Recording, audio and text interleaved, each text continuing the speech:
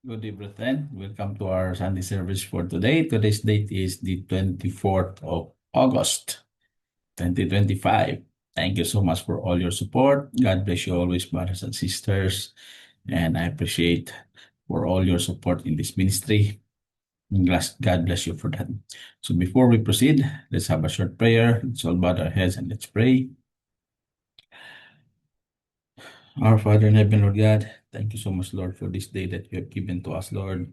That again, we celebrate this day, Sunday, Lord, to give you thanks and praise and to pray for you, Lord. Today, Lord, we like to pray to you, Lord, that as we go along with this service, as usual, Lord, you'll continue to guide us, open our hearts and our mind. Today, Lord, as we will also listen to the preaching for today. Lord, guide us all the way, and thank you so much, Lord, for all your presence for today within us. God bless all the brothers and sisters on this platform, Lord, that all supported to this ministry all throughout these years. You may give them more blessings lifelong. This we ask in Jesus' name. Amen. All right, brethren. So before we proceed to the scripture reading, as usual, we will offer a song for the Lord. Thank you so much once again.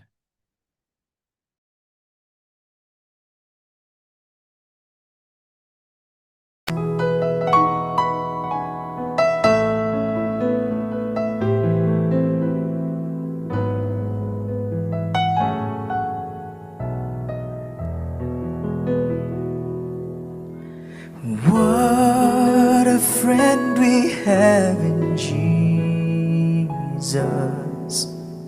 All our sins and griefs to bear.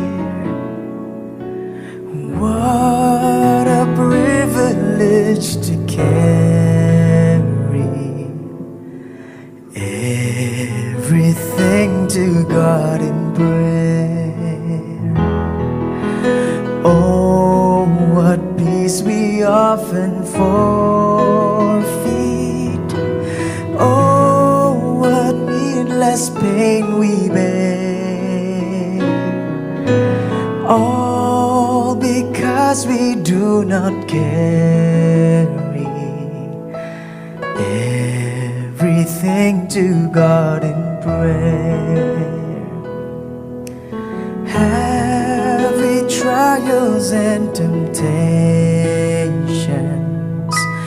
Is there trouble anywhere? We should never be discouraged. Take it to the Lord in prayer. Can we find a friend so faithful, who will all our sorrow share? Jesus knows our every weakness. Take it to the Lord in prayer. Are we weak and heavy laden, covered with a load of care? Precious Savior, still our refuge. Take it to the Lord in prayer. Do your friends despise, forsake you? Take it to the Lord in prayer. In His arms He'll take and shield you. We will find a solace there, and you will find a solace there.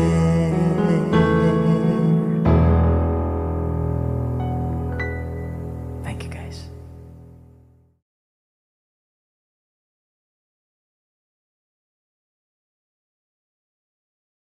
Scripture reading for today is taken from the book of 2 Kings, chapter 23. We have 1 to 36, 37 verses we need to read today. Josiah's reforms. 2 Kings, chapter 23, verse 1. And the king sent, and they gathered unto him all the leaders of Judah and Jerusalem, and of Jerusalem. And the king went up into the house of the Lord, and all the men of Judah and all the inhabitants of Jerusalem went with him, and the priests and the prophets, and all the people, both small and great, and he read in their ears all the words of the book of the covenant, which was found in the house of the Lord. Verse 3. And the king stood by a pillar and made a covenant before the Lord, to walk after the Lord and to keep his commandments and his testimonies and his statutes with all their heart and all their soul, to perform the words of this covenant that were written in this book. And all the people stood to the covenant. And the king commanded Hilkiah, the high priest, and the priest second order, and the keepers of the door, to bring forth out of the temple of the Lord all the vessels that were made for Baal, and for the grove, and for all the hosts of heaven. And he burned them without Jerusalem in the fields of Kidron, and carried the ashes of them unto Bethel. And he put down the idolatrous priest, whom the kings of Judah had ordained to burn incense in high places in the cities of Judah, and in the places round about Jerusalem, them also that burned incense unto Baal, to the sun, and to the moon, and to the planets, and to all the hosts of heaven. And he brought out the grove from the house of the Lord without Jerusalem unto the brook Kidron, and burnt it at the brook Kidron, and stamped it small to powder, and cast the powder thereof unto the graves of the children of the people.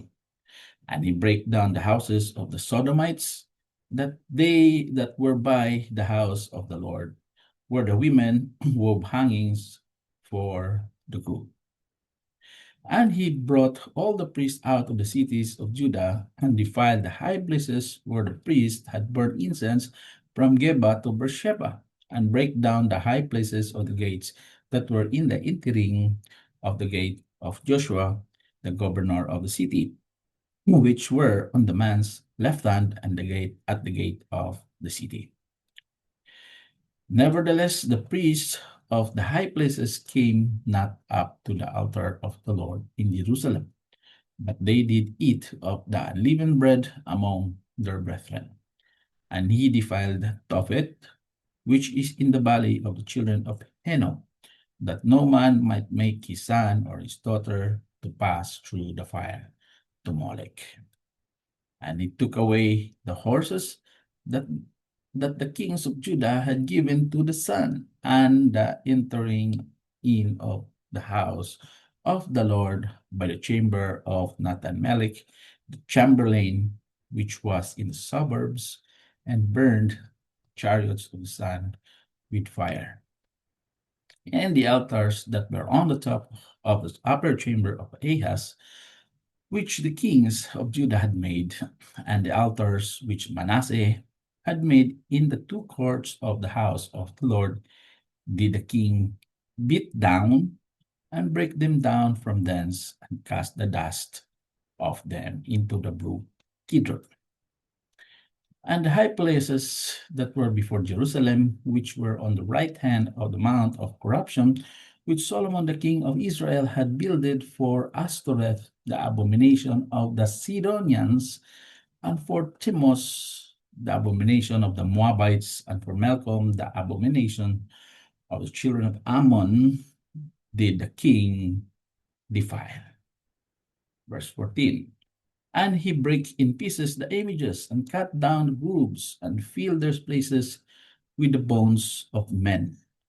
Moreover, the altar that was at Bethel, and the high place which Jeroboam the son of Nebat, who made Israel to sin, had made, both that altar at the high place he brake down and burned the high place, and stamped it small to powder, and burned the group.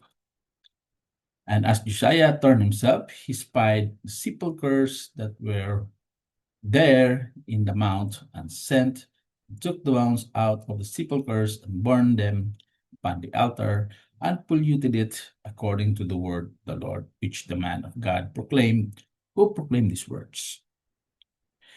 Then he said, "What title is that I see?"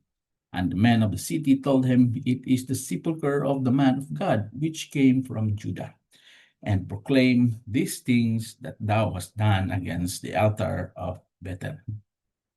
And he said, "Let him alone. Let no man move his bones." So they let his bones alone, and the bones of the prophet that came out of Samaria. And all of the houses, also of the high places that were in the cities of Samaria, which the kings of Israel had made to provoke the Lord to anger, Josiah took away and did to them according to all the acts that he had done in Bethel. And he slew all the priests of the high places that were there upon the altars, and burned men's bones upon them, and returned to Jerusalem. Josiah restores the Passover. 2 Kings chapter 23, verse 21. And the king commanded all the people, saying, "Keep the Passover unto the Lord your God, as it is written in the book of this covenant." Surely there was not holden such a Passover from the days of the judges that the judge Israel, nor in all the days of the kings of Israel, nor of the kings of Judah. But in the 18th year of King Josiah, wherein this Passover was holden to the Lord in Jerusalem. Moreover, the workers with familiar spirits, and the wizards, and the images, and the idols, and all the abominations that were spied in the land of Judah and in Jerusalem, did Josiah put away, that he might perform the words of the law, which were written in the book that Hilkiah the priest found in the house of the Lord. And like unto him was there no king before him, that turned to the Lord with all his heart, and with all his soul, and with all his might, according to all the law of Moses. Neither after him arose there any like him. Notwithstanding, the Lord turned not from the fierceness of his great wrath, wherewith his anger was kindled against Judah, because of all the provocations that Manasseh had provoked him withal. And the Lord said, "I will remove Judah also out of my sight, as I have removed Israel, and will cast off this city, Jerusalem, which I have chosen, and the house of which I said, my name shall be there." Josiah's death in battle. 2 Kings chapter 20, verse 28. Now the rest of the acts of Josiah and all that he did, are they not written in the book, the Chronicles of the Kings of Judah? In his days, Pharaoh Necho, king of Egypt, went up against the king of Assyria to the river Euphrates, and King Josiah went against him, and he slew him at Megiddo when he had sent him. And his servants carried him in a chariot dead from Megiddo, and brought him to Jerusalem, and buried him in his own sepulchre. And the people of the land took Jehoash, son of Josiah, and anointed him, and made him king in his father's stead. Jehoash reigned and captivity. Verse 31, Jehoash was 23 years old when he began to reign, and he reigned 3 months in Jerusalem. And his mother's name was Hamutal, the daughter of Jeremiah of Libnah. And he did that which was evil in the sight of the Lord, according to all that his fathers had done. And Pharaoh Necho put him in the bands of Riblah in the land of Hamath, that he might not reign in Jerusalem. and put the land a tribute of 100 talents of silver and a talent of gold. And Pharaoh Necho made Eliakim the son of Josiah king in the room of Josiah his father, and turned his name to Jehoiakim, and took Jehoash away, and he came to Egypt and died there. And Jehoiakim gave the silver and the gold to Pharaoh, but he taxed the land to give the money according to the commandment of Pharaoh. He exacted the silver and the gold, the people of the land, of everyone according to his taxation, to give it unto Pharaoh Necho. Joachim reigns in Judah. Joachim was 25 years old when he began to reign, and he reigned 11 years in Jerusalem, and his mother's name was Sibuda, the daughter of Pedaiah of Rumah. And he did that which was evil in the sight of the Lord, according to all that his fathers had done. This is the word of the Lord. Thanks be to God.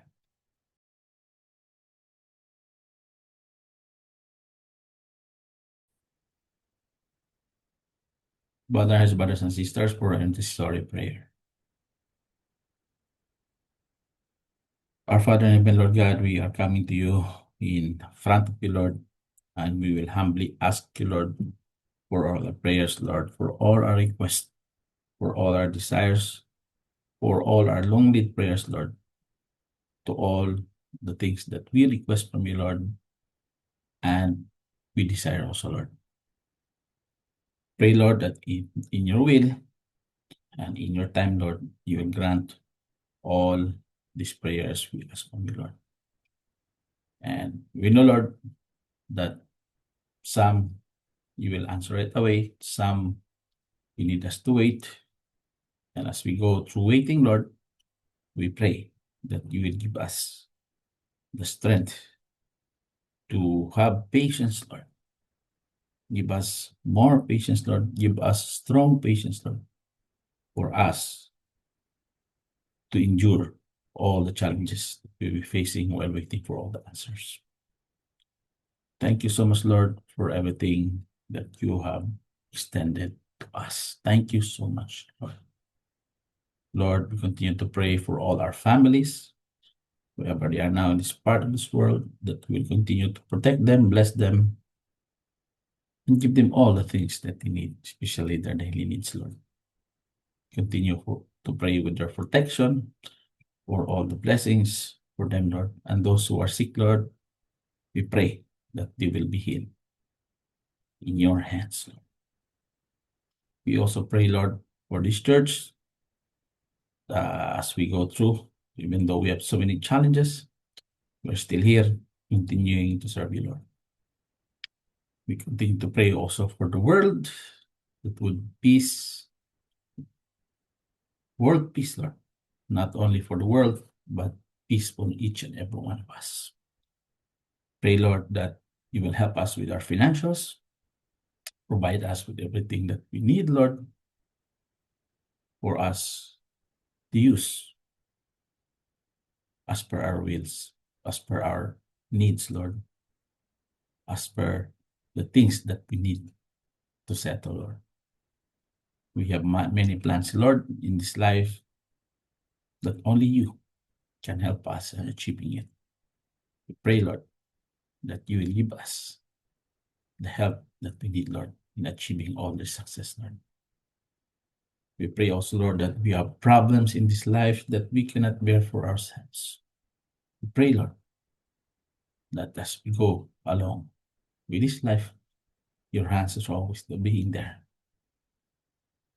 helping us out, holding us out, and lifting us out of where we stumbled. We are sorry for our sins, Lord. Forgive us, Lord. Strengthen us, Lord. Help us to be with you, Lord, and walk straight towards your path. Help us, Lord. Help us. This we ask in Jesus' name. Amen. All right, brethren, now we will proceed to the preaching for today. Thank you so much once again.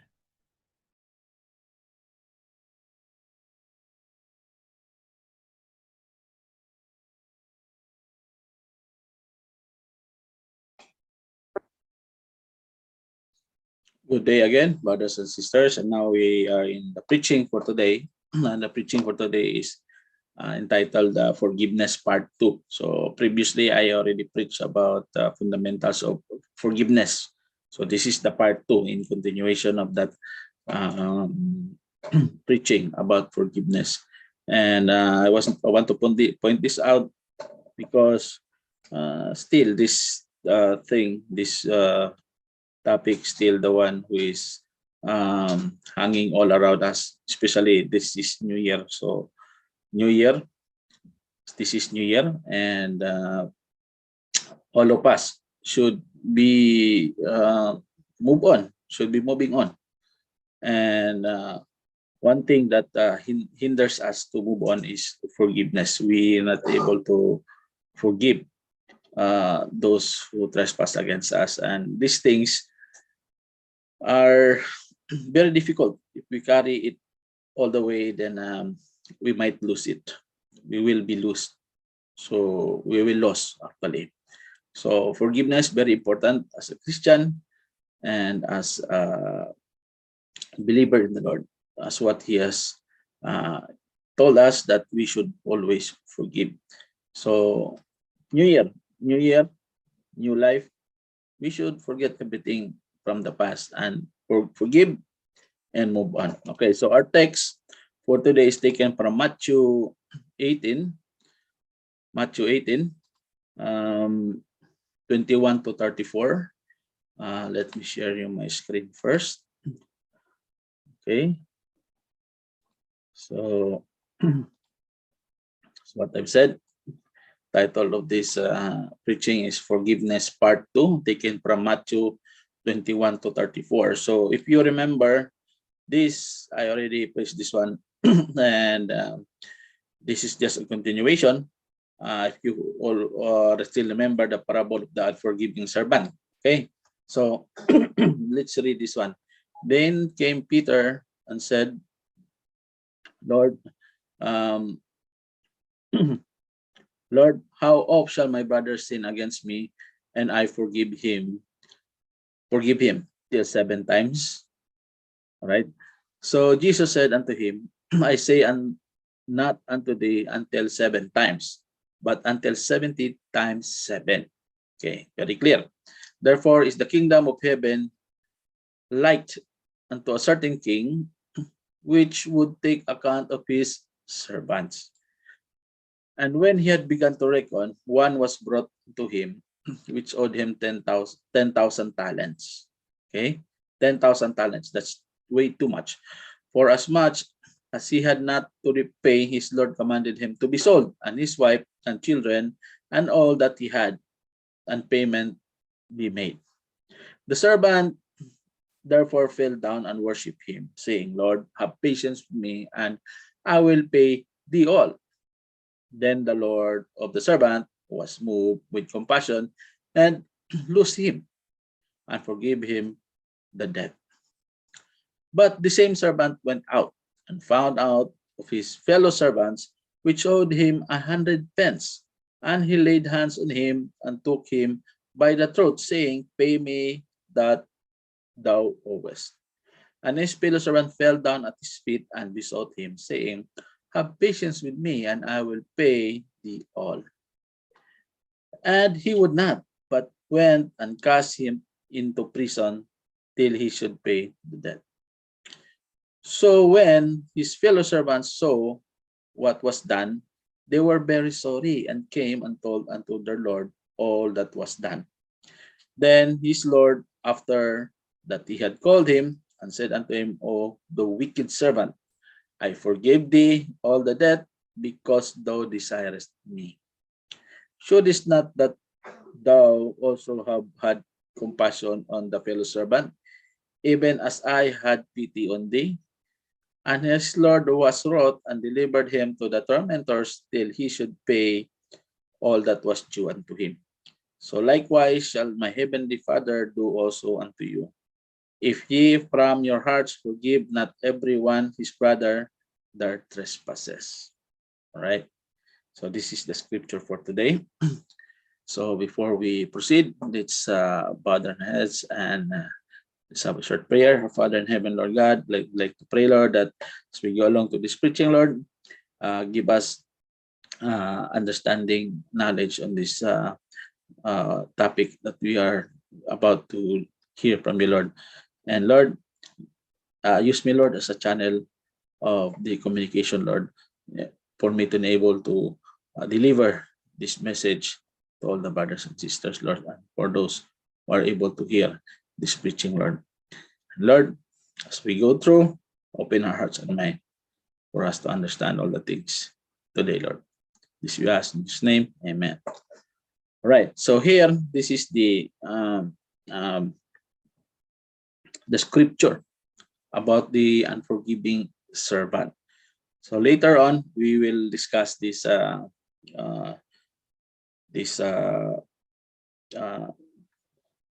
verses here.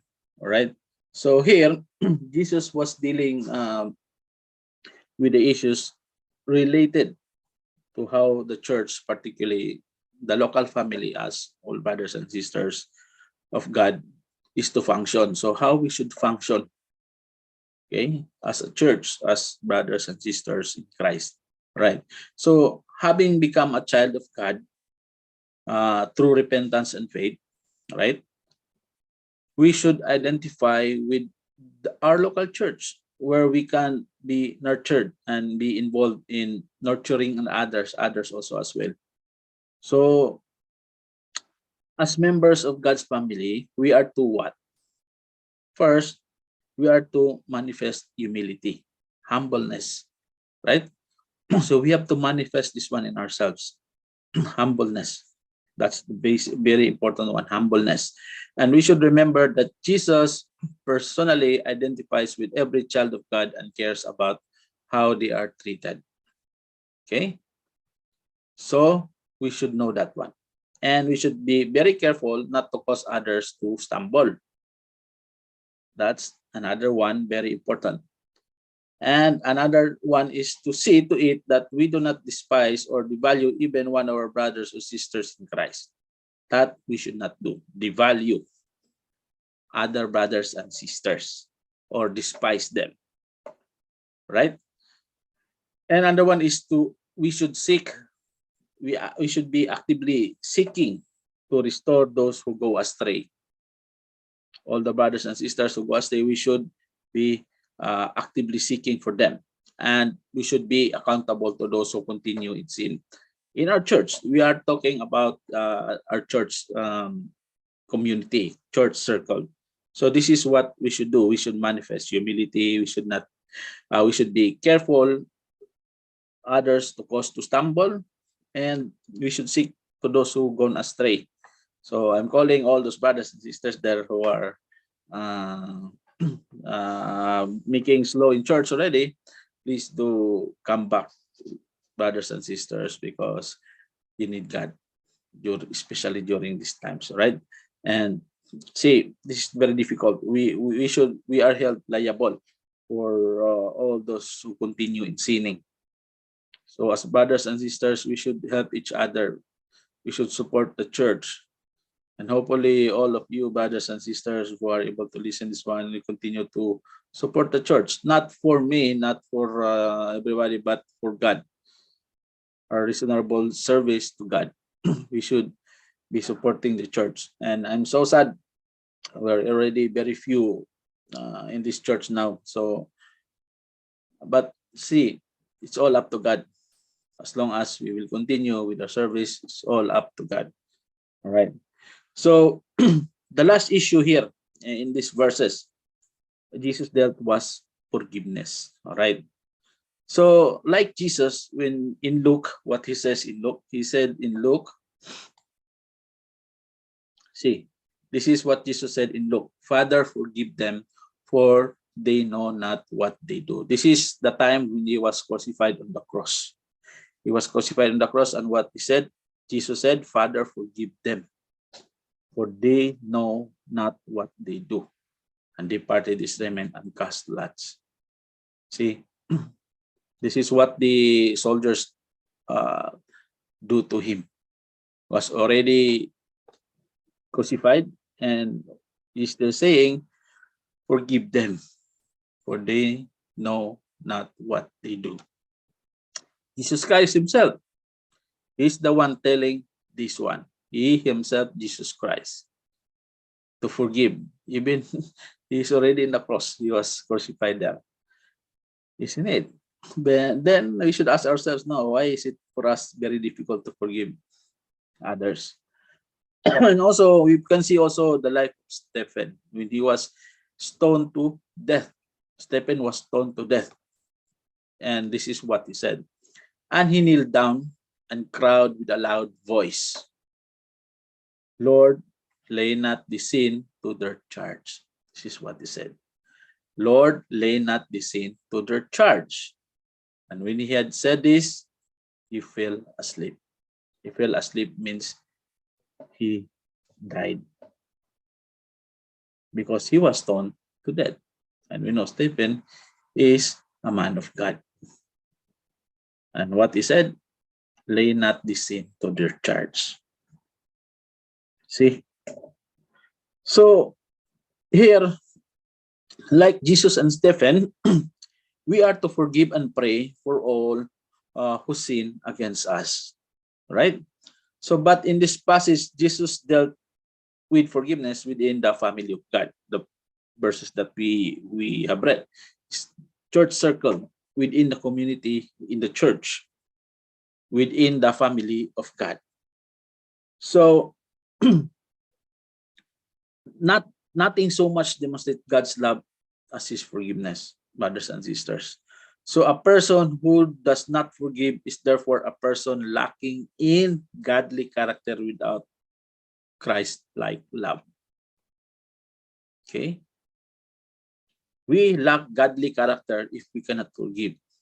Like what God has done, what Jesus Christ have done. He forgive even he was crucified already. Right?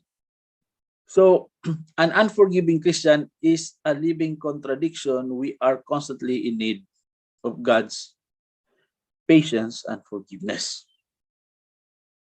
That's why unforgiving Christian, it's a contradiction to what God has told us. Okay, very big contradiction. Unforgiving Christian, those Christians who cannot forgive, it's a contradiction of being a Christian. Because we are constantly in need of God's patience and forgiveness, isn't it? Constantly, we need patience and forgiveness from God. Look at yourselves. Look at ourselves. Isn't it? All right. So, since you became a Christian, how many times have you needed to ask God for forgiveness?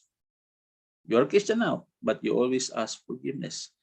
But you cannot forgive others. Ask yourself, how many times has he extended forgiveness to you? How much times did God extended forgiveness to us? Because if he did not forgive us, we already die. We already suffer. Let's see, as a Christian, we're still able to go on with this life because we always have forgiveness from the Lord. Okay. So, in your lifetime, how many times will he need to forgive you? Maybe up from age 1 to 60, how many times? Or 70, age 70, how many times will he need to forgive you? It's cannot be counted, brothers and sisters. It cannot be counted. So that's the very simple. We always ask forgiveness from the Lord, but as we cannot forgive others. And that's a big contradiction of being a Christian. All right. So we should be glad that God do not set numbers that up to 60 forgiveness only, no more. Up to 70 only forgiveness, then no more. So we should be grateful for that God did not set a number of sins beyond which he could no longer expect to be forgiven. We should be thankful of that, brothers and sisters. So let's look at these passages that are scripture for today. Let's look on these passages under three headings. And the first one is Peter's question. So this is Peter's question. In verse 21, then came Peter to him and said, Lord, how oft shall my brother sin against me and I forgive him? Till 7 times? He's asking 7 times. Till 7 times only, we can forgive him. So the question was, this is actually in response to Jesus' teaching on the issue of church discipline and our need to forgive those who repent and turn from their sin, when Peter asked a reasonable question. So this is reasonable question, and this is what he asked, up to 7 times only. So this question was, how many times are we required to forgive a brother or a sister in Christ who sin against us or the church in some way? That's what I'm telling. This is in the community, the church community, within a church circle. How many times we should forgive our brothers and sisters who trespass against us? So actually, in the rabbis, there's a popular teaching in rabbis that they are teaching those times that we can forgive was 3 times. After 1, no more. This is the question. But here, see, even Peter was even generous. He suggested 7 times because he's telling here till 7 times we should forgive. But actually, the teaching of the rabbis only up to 3. But here, he is generous a little bit because he's telling up to 7 times. But see, what was Jesus' response on the next verse? And Jesus said unto him, I say not unto thee until 7 times. Not only up to 7 times, but until 70 times 7. Okay? 70 times 7. Meaning, it's not about 70 times 7 is, how much is that? 70 times 7. It's not about math. He's telling you that the answer of 70 times 7 in math, that's the only times we need to forgive him. But this is about 70 times 7 means it's never ending, not only 7. Okay? So in using the phrase 70 times 7, Jesus was saying that forgiveness is to be expected and extended as often as it is called for. So every time somebody asks for forgiveness, we should forgive every time. Doesn't mean that 70 times 7 only is equal to 490, about 490. No, it's not 490 times. It should be as long as we live here, somebody's asking for forgiveness, we should forgive that much, right? So think about how functional families function. So when it comes, okay, let's go to, in a sense of family, in our family, our own family, with your kids or with your mother, with your father. So when it comes to raising children, how many times is forgiveness called for? Many times, right? How many times forgiveness is called for? When raising children, up to now, our kids are so very makulit, or what things they are doing. They always commit mistakes. How many times we should forgive them? It's not ending, right? How many times does a child commit mistakes? And we forgive them. So on what basis is forgiveness extended? That's the big question. So here, the standard is not some human standard. It's not human standard, brothers and sisters. Rather, it is a divine, and it is designed. It is designed in its divine in its design. Divine in its design. It's not human standard. Let's read these verses here. So the priest standeth daily ministering and offering oftentimes the same sacrifices. But what happened? Which can never take away sins. Okay, the priest cannot take away sins. But this man, after he had offered one sacrifice for sins forever, sat down on the right hand of God. So this is what will happen to the priest. He will sat down in beside the right hand of God. From henceforth expecting till his enemies be made his footstool. For by one offering he hath perfected forever them that are sanctified. Whereof the Holy Ghost also is a witness to us. Holy Ghost is within us. For after that he had said before, this is the covenant that I will make with them after those days, saith the Lord. I will put my laws into their hearts, and in their minds will I write them. And the last verse, take note of this, and their sins and iniquities will I remember no more. Their sins and iniquities will I remember no more. Meaning, all our sins and iniquities are forgotten and forgiven. Right? Other verses in the Bible. See, look at this. Ephesians 4:31.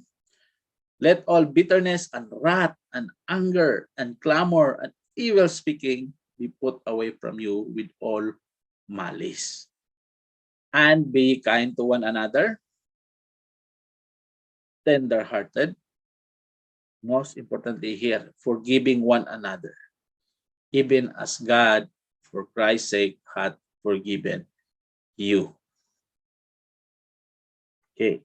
We should be forgiving one another as God forgive us. Very clear. In Ephesians, Colossians, put on therefore as the elect of God, holy and beloved, bowels of mercies, kindness, humbleness of the mind, meekness, long-suffering, forbearing one another, and forgiving one another. If any man have a quarrel against any, even as Christ forgive you, so also do ye. God forgive us. So we should be expecting to forgive also. So what's the is it very difficult for us to do this one? Brothers and sisters, let's should forgive all those who trespass against us, especially our brothers and sisters in church. One more verse, do not behave itself unseemly, seek it not her own, is not easily provoked, think it no evil. Okay, think it of no evil. So love does not take into account a wrong suffered. It does not keep a record of wrongs. This is love. We should not keep the record of the wrongs that others has given to us. This is not about that one, because love is something different. Think it of no evil. Right? Let's move on to the third part, the reasoning. Okay? The reasoning. So as what we have read in the verses, it illustrates his point. Jesus told a parable about a king who wished to settle accounts with his slaves. Okay, as what we have read. As what we have read in the previous verses. Okay, let's go back to those this one. See, okay, these verses. So to illustrate his point, Jesus told a parable about a king who wished to settle accounts with his slaves. Servants. Okay, it's the story of the servants. So one of his servants, probably it's a high rank in responsibility. Okay. Okay, so was found to owe his master a debt that was beyond his ability to ever repay. Perhaps he was charged with maybe gathering taxes and completely mismanaged his responsibility for a long time. We don't know.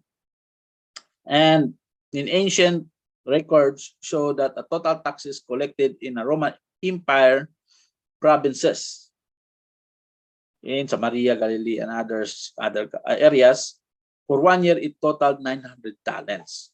So for 1 year, 900 talents, the total tax. But here, see, 10,000 talents in verse 24.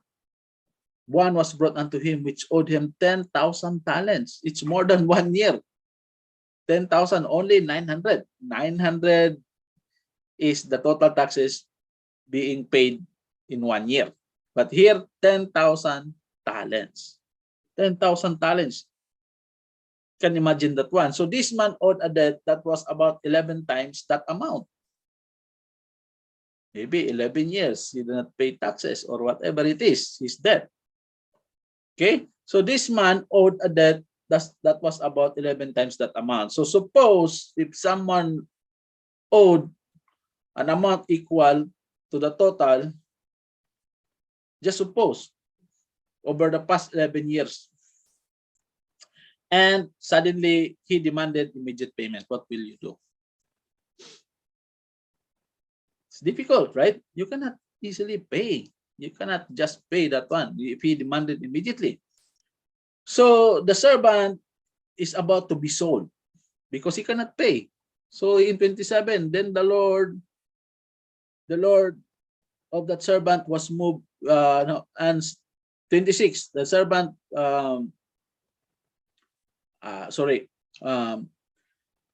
25, see what happened to the servant. But for as much as he had not to pay, his Lord commanded him to be sold, and his wife and children, they will be sold because he cannot pay anymore. That all that he had and payment is to be made. See that? He will be sold already. So the servant is about to be sold along with his family. But he begged for patience and time. So you should take note, brothers and sisters, that it was a debt he could never repay. Just like human being, us, could not ever hope for the atonement of our sins, the debt we owed to God. We cannot pay. But here, you can see that the king motivated by compassion. And here, in 26, 27, the Lord, the servant was moved with compassion. Lose him and forgive him the debt. In verse 27.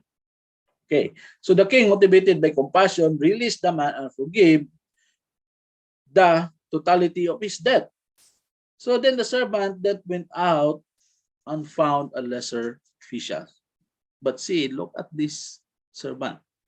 He went out and found one of his fellow servants in verse 28. How? Look at how he described this parable here.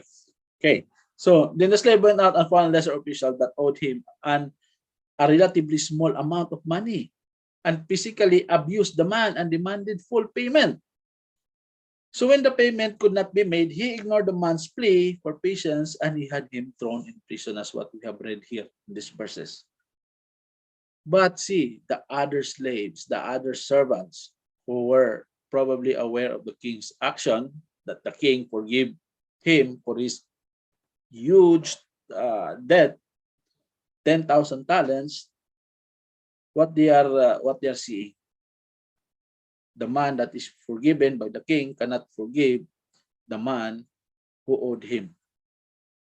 So this is something odd. So they were the one who see him doing that, were deeply grieved by the behavior of the man who had been forgiven so much, 10,000 talents. He was forgiven, but he refused to extend forgiveness to a fellow servant. He refused to forgive. And other servants saw him do this one.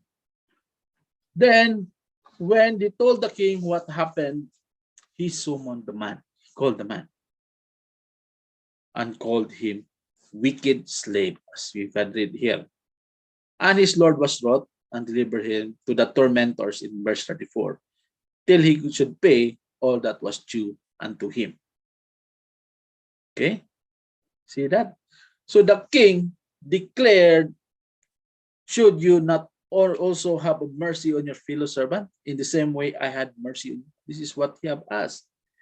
In verse 33, shouldest not thou also had a compassion on thy fellow servant, even as I had pitied on thee? I pitied on you, but you are not pity the fellow servant. So you are a wicked person. That's why the king delivered the unforgiving slave to the torturers. See? Torturers. Tormentors. But see, he is also good thing. He was delivered only to the tormentors. These are the torturers. But not the executioners. That if you are delivered to the executioners, you will be killed. You will be beheaded there. But here, to the tormentors only. He should be still thankful of this. He was delivered to the tormentors till he should pay all that was due. See that what happened to him? Okay, you cannot forgive. Okay, come back. I will deliver you to be tortured and pay again the debt that you owed 10,000 talents. So you should take note that what he owed was not the original debt, 10,000 talents. That's not what he owed, that he had been forgiven. But what he owed was a debt to forgive, just as he had been forgiven. That is the debt only, not the 10,000 talents anymore, but the act of forgiveness. Okay, that was the debt that he owed, not the monetary value, but the forgiveness. Right? So here in Matthew 6:14 to 15, let's read that one. Okay, Matthew, expectation in forgiveness. So if ye forgive men their trespasses, your heavenly Father will also forgive you. But if ye forgive not men their trespasses, neither will your Father forgive your trespasses also. Very clear on these verses. So very clear here that he was delivered to the tormentors, not the executioners, which he will be killed instantly, only to the tormentors. The king was disciplining this servant for his refusal to forgive. And God disciplined sometimes severely his children who do not extend forgiveness to others. Very clear in these verses. Also, we can see he will discipline all the Christian, his children, who do not extend forgiveness to others. To take note of that one, brothers and sisters, and put that one in your mind, that if you cannot forgive your brothers and sisters, God will give you torment. He will discipline you. Take note of that, brothers and sisters. Very clear. For if you forgive not men their trespasses, neither will your Father forgive your trespasses. Okay? So, the point Jesus was trying to make to his disciples was that God was freely and completely forgiven us a sin that could never have been repaid by us, and have been the recipients of God's mercy. Us as the recipients of God's mercy and grace, we are to freely and completely forgive our brothers and sisters in Christ, because we are the recipients of God's mercy and grace. So we should extend that God's mercy and grace to others. So we should freely and completely forgive others, our brothers and sisters, especially in Christ. And additionally, we are related to all men based on the mercy and grace God has extended to us. Isn't right, Titus? Okay. Put them in mind to be subject to principalities and powers, to obey magistrates, to be ready to every good work, to speak evil of no man, to be no brawlers, but gentle, shewing all meekness unto all men, for we ourselves also were sometimes foolish. For we ourselves also were sometimes foolish, disobedient, deceived, serving divers lusts and pleasures, living in malice and envy, hateful and hating one another. But after that, the kindness and love of God, our Savior, toward man appeared. Right?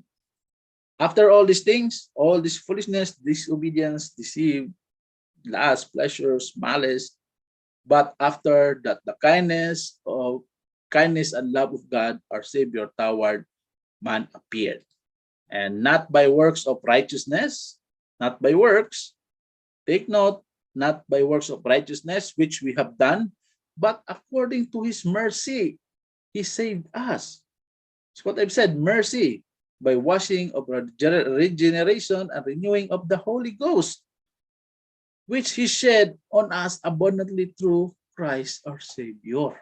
Jesus Christ our Savior. That being justified by his grace, we should be made heirs according to the hope of eternal life. This is a faithful saying, and these things I will, that thou affirm constantly, that they which have believed in God might be careful to maintain good works. These things are good and profitable unto men. Very clear. Not by works of righteousness which we have done, but according to his mercy, he saved us by washing, regeneration, and renewing of the Holy Ghost. He shed on us abundantly, and through whom? To Jesus Christ, our Lord, our Savior. Let's go to the conclusion, brothers and sisters. Conclusion. So Jesus' teaching on forgiveness needs to be embraced and obeyed, related to the church and to the world. So we need to understand, brothers and sisters, we need to understand that a refusal to embrace and obey the teaching of the Lord related to forgiveness, what will happen? It grieves the Holy Spirit. If we cannot forgive, it grieves the Holy Spirit. And it breaks our fellowship with God. And it makes unity impossible, because we cannot forgive, we cannot have unity. And it sets a bad example before the world. Bad example before the world. So, brothers and sisters, we are not responsible for how others respond. Of course, we cannot be responsible how others respond. But we are to keep in mind the words of Paul in Romans 12:18. And what that words, Paul in Romans 12:18, this is what Paul said. If it be possible, as much as lieth in you, what he says? Live peaceably with all men. Live in peace with all men. Live in peace with all men. Clear yourselves, clear your mind, forgive others. Don't care about what they have done to you. Forgive them and live peaceably with all men. Okay? So, brothers and sisters, our ability to forgive does not come from the flesh. Rather, it is a manifestation of God's love being shed abroad in our hearts by the Holy Spirit.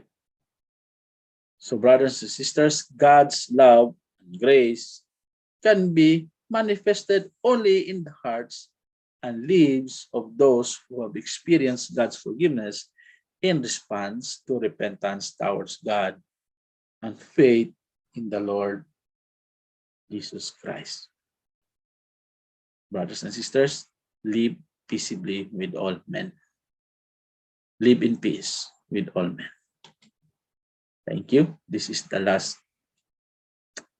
slide. This is the end of this preaching. So, brothers and sisters, I hope you have learned more about forgiveness. It is very essential for us. Let's move on, brothers and sisters. Let's move on for this new year. Forgive everything. Move on. And let's all live peaceably with all men.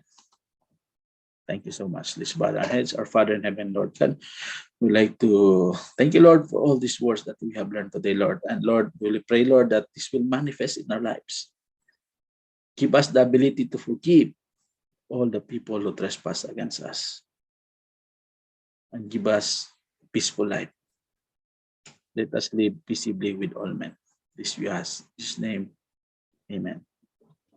All right. So, brothers and sisters, this is it for this day. Thank you so much for being here. God bless you all. Have a happy Sunday. God bless all. Do your friends despise, forsake you?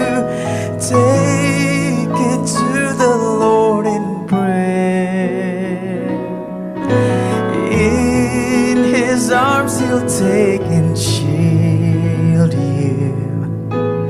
We will find a solace there, and you will find a solace there.